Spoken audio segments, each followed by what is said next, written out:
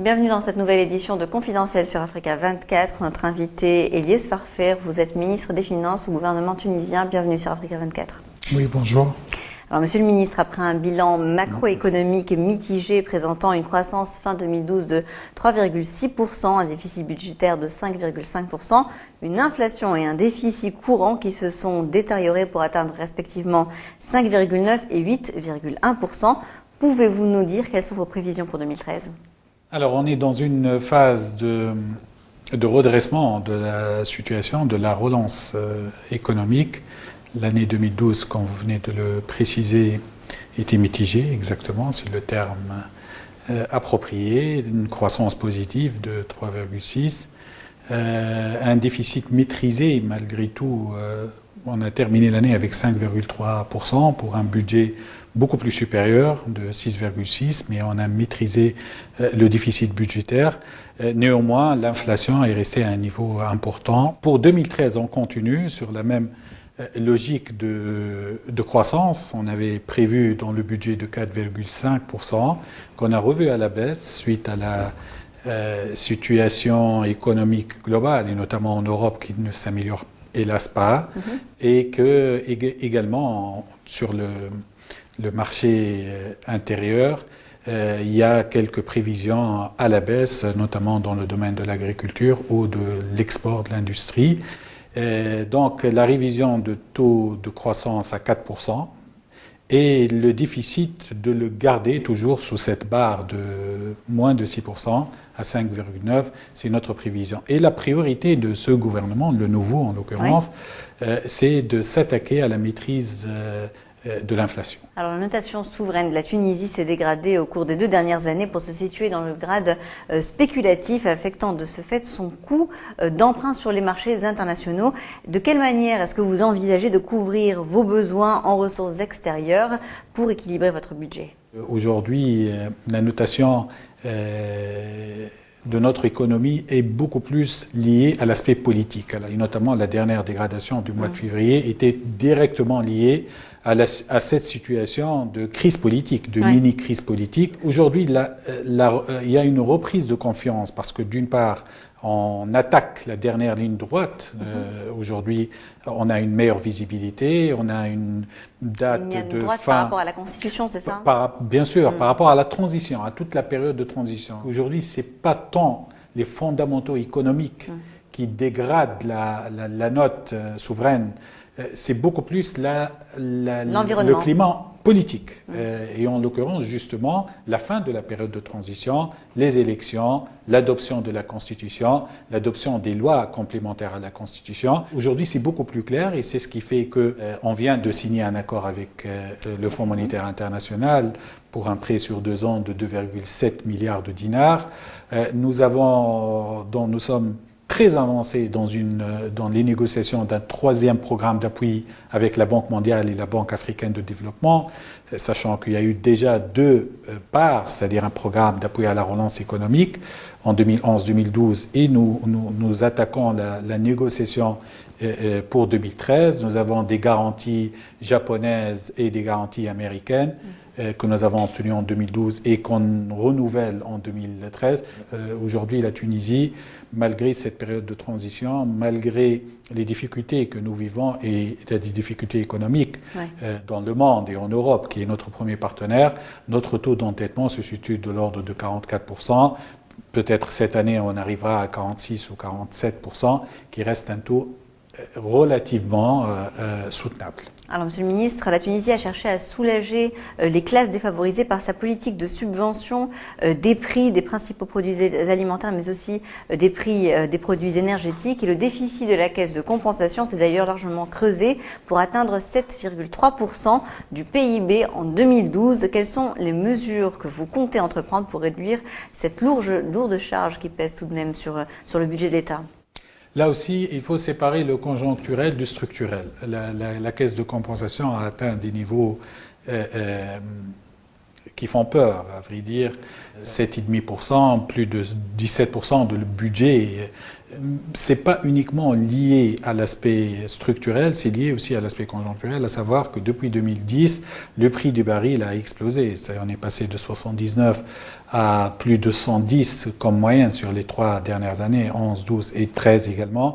Et ça a coûté un prix important parce que il était très difficile de répercuter cette augmentation importante. On a fait 2 ajustements mineurs, on ne peut pas faire plus d'une manière générale et dans le contexte exceptionnel que vit la Tunisie et le contexte social général.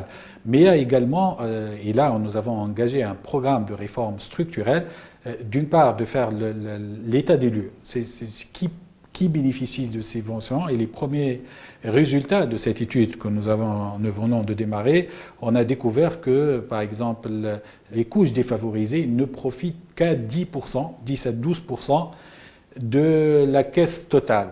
C'est les classes moyennes et aisées, et il y a aussi les hôtels et les restaurants qui en profitent pour plus de 85 ou 90%. Vous comptez cibler, en fait. Donc notre politique, c'est une politique de ciblage, exactement. C'est une politique de ciblage pour donner davantage à ceux qui en ont besoin, pour donner moins aux classes moyennes, et dans le but d'optimiser et surtout de la rendre plus juste. Alors vous venez de conclure un accord de confirmation avec le Fonds monétaire international, comme vous l'avez dit, de plus de 2 milliards de dinars donc sur 2 ans.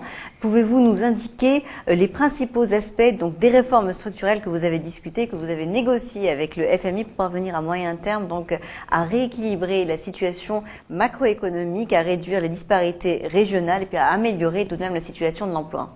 Il faut savoir que il y a 2 aspects. Il y a l'aspect budget. Et le budget a été voté à l'ANC au mois de décembre et c'est quasiment le FMI l'a adopté en disant votre budget il se présente bien, il faut le respecter. Et d'un autre côté, il y a une matrice de réforme. Vous savez, depuis 2011 et suite à la Révolution, nous avons engagé énormément de réformes sur tous les plans. Il y a les réformes politiques, mais il y a également les réformes économiques. Donc, des travaux qui ont démarré, plus ou moins avancés. Et donc, c'est ce que nous avons présenté au FMI, que le FMI a beaucoup plus adopté, a beaucoup plus étudié les dates et le calendrier de la mise en place de ces réformes, plutôt que de nous proposer de nouvelles réformes. Alors, Monsieur le Ministre, la Tunisie a depuis plus de 20 ans misé sur l'ouverture de son économie et l'attraction donc des investisseurs étrangers, notamment par des voies incitatives pour le secteur offshore. Et nous avons cru comprendre qu'au niveau des mesures donc inscrites dans le nouveau code des investissements, vous envisagez de réduire la disparité entre le secteur onshore et le secteur offshore. Est-ce que vous pouvez déjà nous le confirmer? Et dans un deuxième temps, quels sont les autres aspects cruciaux de ce nouveau code des investissements? Effectivement, pareil, nous avons un code d'investissement qui a 20 ans aujourd'hui, parce qu'il date de 93. Entre-temps, le pays a avancé, l'économie mondiale et la mondialisation a changé. Et aujourd'hui, après une étude qui a démarré depuis le mois de juin dernier, ça fait bientôt 1 an, aussi bien de l'état des lieux, du code d'investissement, des incitations qui ont fonctionné, d'autres qui n'ont pas fonctionné, avec les priorités nationales, qu'est-ce qu'on veut, quels sont les secteurs où on veut se développer. Donc tout ça a été fait, également un benchmarking sur 7 ou 8 pays où on a des ressemblances et qui fonctionnent bien, tels que la Turquie ou le Maroc, et tout ce benchmarking a abouti sur des conclusions, et sur la base de ces conclusions, nous avons changé beaucoup de choses, et notamment un changement de rapprochement, de réduction de la dichotomie entre l'onshore et l'offshore pour favoriser l'onshore, et pour aussi, on a trouvé que c'est pas l'incitation fiscale de défiscalisation, c'est un critère important, mais ça ne représente dans la décision de l'investissement que 15 à 20%, et c'est pour ça, c'est notre orientation. Aujourd'hui, on travaille sur des simulations, mais de baisser de 30 à 25% le droit commun et d'augmenter de 0 à 10% pour l'offshore, afin de réduire cette dichotomie entre les 2 codes onshore et offshore. Alors on va aborder la dernière question.